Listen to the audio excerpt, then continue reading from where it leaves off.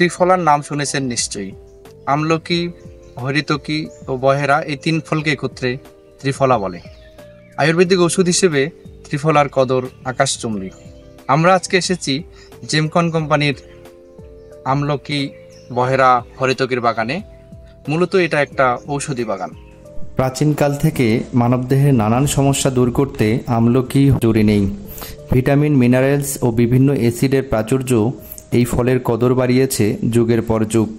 পঞ্চগড়ের বৈচিত্র্যময় আবহাওয়ায় কৃষিজ উন্নতির দরুন জেমকন কোম্পানি প্রায় 120 বিঘা জমির উপরে এই ভেষজ বাগান তৈরি করেন। ভেষজ কৃষিকে জনপ্রিয় করতে স্কয়ার কোম্পানিও এবছর জেলার বিভিন্ন স্কুলে ঔষধি বৃক্ষরোপণ করেছে। দেশের সবচেয়ে উঁচু জেলা পঞ্চগড়ে ভেষজ ঔষধের চাষকে জনপ্রিয় করতে পারলে মানুষের অর্থনৈতিক সুবিধার পাশাপাশি জনস্বাস্থ্য সুরক্ষারও উন্নতি ঘটবে। আমরা জানি রান্না করলে ভিটামিন সি নষ্ট হয়ে যায়, কিন্তু আমলকি একমাত্র ভিটামিনের উৎস যা রান্না করার পরও কিছু অবশিষ্ট থাকে। আমলকির গুণাগুণ সম্পর্কে একটু বলে নেই। চুলের জন্য মহা ঔষধ এই আমলকি। কোষ্ঠকাঠিন্য, বদহজম, পাইলস, ব্লাড সুগার নিয়ন্ত্রণ এবং ডায়াবেটিস প্রতিরোধ করতে পারে আমলকি। গুণের যেন শেষ নেই আমলকিতে। প্রচুর ভিটামিন সি সমৃদ্ধ ফল এই আমলকি। বলা হয়ে থাকে পেয়ারার চেয়ে 3 গুণ, লেবুর চেয়ে 10 গুণ, কমলার চেয়ে 20 গুণ, আমের চেয়ে 24 গুণ, কলার চেয়ে 60 গুণ, এমনকি আপেলের চেয়ে 120 গুণ ভিটামিন সি আমলকিতে আছে। আমলকি চাষের জন্য জমি নির্বাচন খুবই গুরুত্বপূর্ণ বিষয়। রৌদ্রযুক্ত, সমতল ও উর্বর দোআঁশ বা বেলে দোআঁশ মাটি আমলকি চাষের জন্য উপযোগী।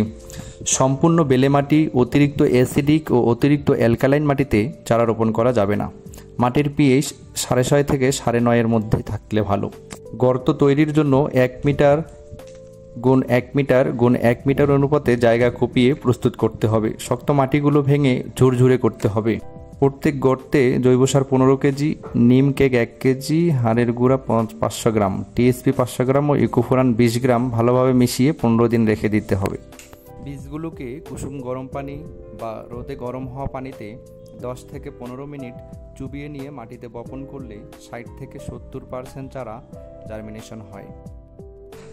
এছাড়াও কাটিংও করা যায়। সবচেয়ে জনপ্রিয় হলো ক্লেফট গ্রাফটিং। ক্লেফট গ্রাফটিংয়ের রেড বা লাল আমলকির চাহিদা দিন দিন বেড়েই চলেছে। চারা রোপণের পর অবশ্যই পানি দিতে হবে। শুষ্ক মৌসুমে 10 থেকে 15 দিন পর পর পানি দেওয়ার সুব্যবস্থা রাখতে হবে। গাছে ফুল আসার সময় পানি দেওয়া যাবে না, কিন্তু ফুল থেকে ফল গুটি বাঁধার পর অবশ্যই 15 থেকে 20 দিন পর পর পানি দেওয়ার ব্যবস্থা থাকতে হবে। আমলকি গাছে অন্যান্য পরিচর্যার মধ্যে আছে গাছকে সোজা করে দাঁড় করানোর জন্য 5 থেকে 60 ফিট উচ্চতার একটি খুঁটি দিয়ে বেঁধে রাখতে হবে। আমলকি চাষের জন্য ট্রেনিং ও প্রুনিং খুবই গুরুত্বপূর্ণ। গাছের গোড়া থেকে 2.5 ফিট পর্যন্ত কোনো শাখা পোশাখা রাখা যাবে না। গাছের সঠিক বৃদ্ধির জন্য 4 থেকে 5টি সুস্থ সবল শাখা পোশাখা রাখতে হবে। প্রতি বছর ডিসেম্বর জানুয়ারি মাসে মরা, রোগাক্রান্ত ও দুর্বল শাখা পোশাখা কেটে দিতে হবে। শুষ্ক মৌসুমে গাছের গোড়া থেকে 15 থেকে 20 সেমি দূর পর্যন্ত মাটিতে ধানের বা গমের খড় দ্বারা মালচিং বা ঢেকে দিতে হবে।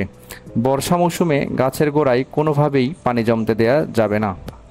স্ক্রিনে দেখানো সার সমান 2 ভাগে ভাগ করে দিতে হবে। ফুল আসার আগে একবার এবং ফুল থেকে ফল গুটি বাঁধার পর দ্বিতীয়বার। বোরনজনিত অভাবে ফলের নেক্রোসিস প্রতিরোধের জন্য 0.6% বোরোসল স্প্রে করতে হবে। গাছ ও ফলের সঠিক বৃদ্ধির জন্য প্রয়োজনে নুট্রাফস এন বা নুট্রাফস 24 স্প্রে করা যেতে পারে। সাধারণত ফাল্গুন মাসে এই গাছের পাতা ঝরে যায়।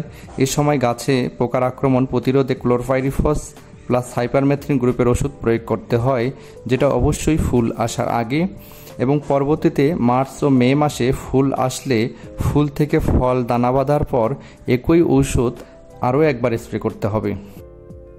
গাছের উপর থেকে আপনাদের এখন পোকামাকড় ও রোগবালাই দমন সম্পর্কে বলি। আমলকিতে মূলত বাকল ছিদ্রকারী পোকা, মিলিবাগ, জাপ পোকা ও থ্রিপসের আক্রমণ বেশি দেখা যায়। বাকল ছিদ্রকারী পোকা গাছের বাকলে ছিদ্রসহ কাঠের গুঁড়া ও লার্ভার বিষটা ঝুলে থাকতে দেখা যায়। পোকার আক্রমণ বেশি হলে গাছ মারা যেতে পারে। পোকার আক্রমণের শুরুতেই প্রতি লিটার পানিতে কার্বারিল 85 WP 3.5 গ্রাম হারে মিশিয়ে ছিদ্রসহ সমস্ত গাছে স্প্রে করতে হবে।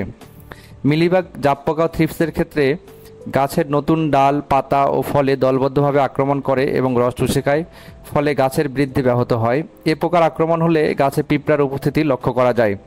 এই পোকার আক্রমণের শুরুতেই প্রতি লিটার পানিতে থিমিট 35 SC 0.5 গ্রাম বা 0.5 মিলি মিশিয়ে সমস্ত গাছে স্প্রে করতে হবে। পাতা ও ফলে রাস্ট রোগের লক্ষণ অনেক সময় দেখা যায়। এ রোগের আক্রমণের জন্য ফলের গায়ে গোলাকার কালো ক্ষত দেখা যায়, পাতায় গোলাপি, বাদামি ও স্পষ্ট দেখা যায়। এ রোগের আক্রমণের শুরুতেই প্রতি লিটার পানিতে ইম্পেল 20 SL 1 মিলি করে এবং অ্যাওয়ার্ড 40 SC 1 মিলি মিশিয়ে সমস্ত গাছে স্প্রে করতে হবে।